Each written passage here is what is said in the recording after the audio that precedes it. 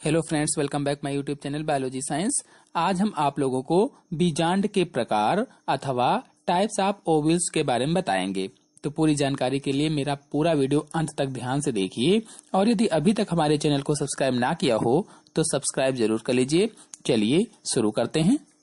तो बीजांड के विभिन्न भागों की स्थिति, बीजांडासन पर उसके झुकाव के आधार पर बीजांड को मुख्य रूप से 6 भागों में बांटा गया है अथवा अंड द्वार, बीजांड वृंत, निभाग की स्थिति के अनुसार बीजांड को 6 भागों में बांटा गया है, जिसमें से पहला है ऋजुवर्ती अथवा अंग्रेजी में कहें तो आर्थोट्रॉपस ओवल्स।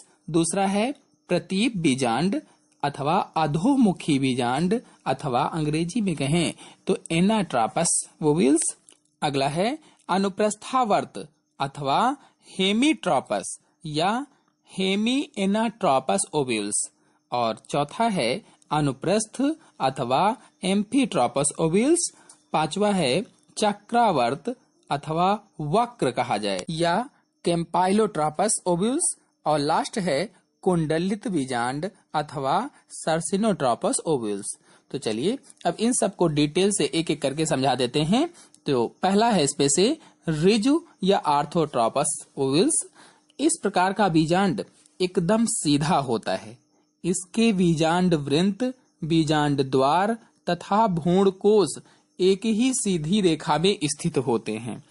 तो कुल मिलाकर के इसका अर्थ ये हुआ कि जो ऋजु या आर्थोट्रॉपस बीजांड या ओव्यूल होता है वो बिल्कुल सीधा होता है। जैसा कि आप चित्र में देख रहे हैं, इसमें बीजांड का वृंत और बीजांड द्वार तथा भ्रूणकोश तीनों एक ही सीधी रेखा में स्थित हैं। आपको बता दें कि आर्थोट्रॉपस बीजांड या ओव्यूल में बीजांड द्वार, निभाग और बीजांड वृंत तीनों एक ही सीधी रेखा में स्थित होते हैं, इसीलिए इसे ऋजु बीजांड भी कहा जाता है। सीधी रेखा का मतलब ही होता है ऋजु रेखा। पान, काली मिर्च, पॉलीगोनम, जंगली पालक आदि में ऋजु बीजांड या आर्थोट्रॉपस बीजांड पाए जाते हैं। अर्थात ये जो होते हैं पान, काली मिर्च, पॉलीगोनम, जंगली मटर, इन सभी में ऋजु बीजांड या आर्थोट्रॉपस बीजांड पाए जाते हैं। अब दूसरा है प्रतीप बीजांड या अंग्रेजी में एनाट्रापस ओवल्स। तो इस प्रकार के बीजांड में बीजांड वृंत की अधिक वृद्धि के कारण, अर्थात जब इसमें बीजांड वृंत में अधिक वृद्धि होती है तो वृद्धि के कारण बीजांड द्वार बीजांडासन के निकट आ जाता है। जो बीजांड द्वार होता है वो बिल्कुल बीजांडासन यानी बीजांड का आसन जहां होता है उसके बिल्कुल निकट आ जाता है। इस प्रकार के बीजांड में बीजांड वृंत अध्यावरण के साथ कुछ दूरी तक जुड़कर रेफी बनाता है। यानी जो रेफी का भाग होता है ये कुछ दूरी तक अध्यावरण के साथ जुड़कर बनाता है। जैसा कि आप चित्र में देख रहे हैं, प्रतीप या अधोमुखी बीजांड में या एनाट्रॉपस बीजांड में बीजांड वृंत पर बीजांड का शरीर इस प्रकार झुका होता है कि बीजांड द्वार बीजांड वृंत के पास में आ जाता है तथा निभाग व बीजांड द्वार एक सीधी रेखा में स्थित होते हैं। उसी को प्रतीप या अधोमुखी या एनाट्रॉपस बीजांड कहा जाता है। जैसे किसमें प्रतीप या एनाट्रॉपस बीजांड पाए जाते हैं? चना, मटर, सेम, अरंडी, गुल मेहंदी आदि पौधों में प्रतीप या एनाट्रॉपस बीजांड या ओव्यूल पाए जाते हैं। अब तीसरा है हेमीट्रॉपस या हेमी एनाट्रॉपस ओव्यूल्स।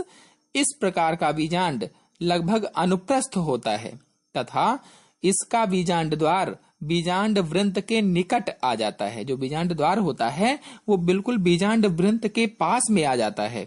वस्तुतः यह आर्थोट्रॉपस तथा एनाट्रॉपस के बीच की अवस्था होती है। अर्थात जो हेमीट्रॉपस होता है या हेमी एनाट्रॉपस होता है वो आर्थोट्रॉपस तथा एनाट्रॉपस के बीच की अवस्था होती है।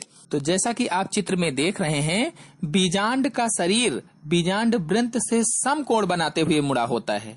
बीजांड द्वार व निभाग एक सीधी रेखा में स्थित होते हैं, परंतु ये दोनों ही बीजांड वृंत से दूर होते हैं। उदाहरण के लिए जैसे लैमना होता है या रैनकुलस के पुष्पों में भी इस प्रकार का बीजांड पाया जाता है। चौथा है चक्रावत अथवा वक्र अथवा कैम्पाइलोट्रोपस। तो इस प्रकार का बीजांड भी लगभग अनुप्रस्थ ही होता है, लेकिन यहाँ बीजांड काय तथा भ्रूणकोश दोनों ही वक्र अर्थात टेढ़े होते हैं। वक्र का मतलब टेढ़े होते हैं। इसके अतिरिक्त बीजांड द्वार भी बीजांड वृंत के समीप होता है। बीजांड द्वार जो है वो बीजांड वृंत के समीप होता है। जैसा कि आप चित्र में देख रहे हैं, बीजांड अपने वृंत पर घोड़े की नाल की आकृति में रहता है, अर्थात वक्राकार रहता है या वक्र रहता है। बीजांड द्वार व निभाग काफी नजदीक आ जाते हैं। मतलब ये कि यहाँ पर जो बीजांड द्वार होता है वो बीजांड वृंत के समीप आ जाता है। तो लेग्यूमिनेसी कुल के पौधों में प्रायः इस प्रकार के बीजांड पाए जाते हैं, या उदाहरण के रूप में जैसे करील, वॉलफ्लावर आदि में वक्र या कैम्पाइलोट्रोपस ओव्यूल्स पाए जाते हैं। अगला है अनुप्रस्थ अथवा एम्फीट्रोपस। अनुप्रस्थ अथवा एम्फीट्रोपस के अंतर्गत जैसा कि नाम से ही आपको लगता है कि ये बीजांड अनुप्रस्थ होते हैं।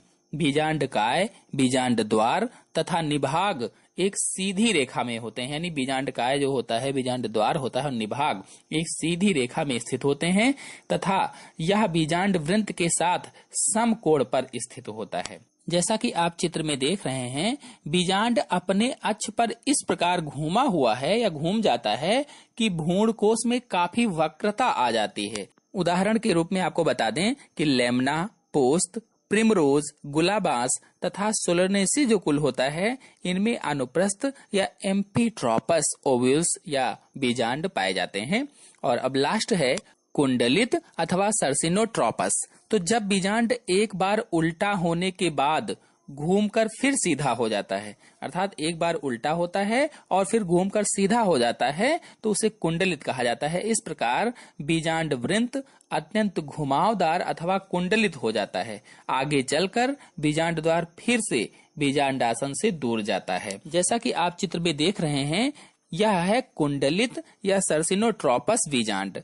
तो शुरू में यह बीजांड ऋजुवर्ती रहता है, बाद में यह अधोमुखी हो जाता है, किंतु पूर्ण वृद्धि होने तक बीजांड अपने अक्ष पर कुंडलित होता जाता है या घूमता जाता है। उदाहरण के रूप में जैसे नागफनी आदि में इस प्रकार के बीजांड या कुंडलित बीजांड या सर्सिनोट्रोपस बीजांड पाए जाते हैं।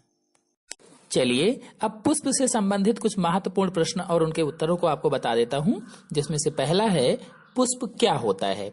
तो इसका आंसर होगा पुष्प एक रूपांतरित तथा संघनित प्ररोह है जो किसी पौधे में जनन हेतु कार्य करता है। अगला प्रश्न है पुष्प में बाह्य दल पुंज का रंग कैसा होता है, अर्थात जो बाह्य दल पुंज होते हैं, जो कैलेक्स होते हैं, उनका रंग कैसा होता है। तो कैलेक्स या बाह्य दल पुंज का रंग हरा होता है और हरे होने के कारण ही ये प्रकाश संश्लेषण द्वारा भोजन का निर्माण करते हैं तथा कलिका अवस्था में पुष्प की रक्षा भी करते हैं। अगला प्रश्न है पुष्प का कौन सा भाग परागकण उत्पन्न करता है, अर्थात पुष्प में ऐसा कौन सा भाग होता है जिससे परागकण उत्पन्न होते हैं। तो परागकोश में से परागकण उत्पन्न होते हैं और परागकोश कहाँ पर होगा, परागकोश पुंकेसर या पुमंग में पाया जाता है। अगला है लौकी का पुष्प पूर्ण है अथवा अपूर्ण। तो आंसर इसका होगा लौकी का पुष्प अपूर्ण पुष्प होता है। अगला प्रश्न है बोगेनविलिया में सहपत्रों को क्या कहते हैं। जो बोगेनविलिया होती है उसमें सहपत्रों को क्या कहा जाता है। तो इसका आंसर होगा इसके सहपत्रों को दलाभ कहा जाता है। अगला प्रश्न है धतूरे के पुष्प में बाह्य दल पुंज किस आकार का होता है। तो इसका आंसर होगा धतूरे के पुष्प में बाह्य दल पुंज नालवत होता है या ट्यूबुलर होता है। अगला प्रश्न है सिंघाड़े में बाह्य दल पुंज का रूपांतरण किसमें पाया जाता है। जो सिंघाड़ा होता है उसमें बाह्य दल पुंज किसका रूपांतरण होता है। तो आंसर होगा सूल अथवा कांटों में रूपांतरित हो जाता है, अर्थात जो बाह्य दल पुंज होता है वो सूल या कांटों में बदल जाता है। तो जो सिंघाड़ा देखा होगा आपने, उसमें जो कांटे होते हैं वो बाह्य दल पुंज होते हैं जो कांटों में बदल जाते हैं। अगला प्रश्न है अंगूर के पुष्प में दल पुंज या करोला पुष्प के साथ कितने समय तक लगा रहता है। आंसर इसका होगा अंगूर के पुष्प में शीघ्रपाती दल पुंज होते हैं।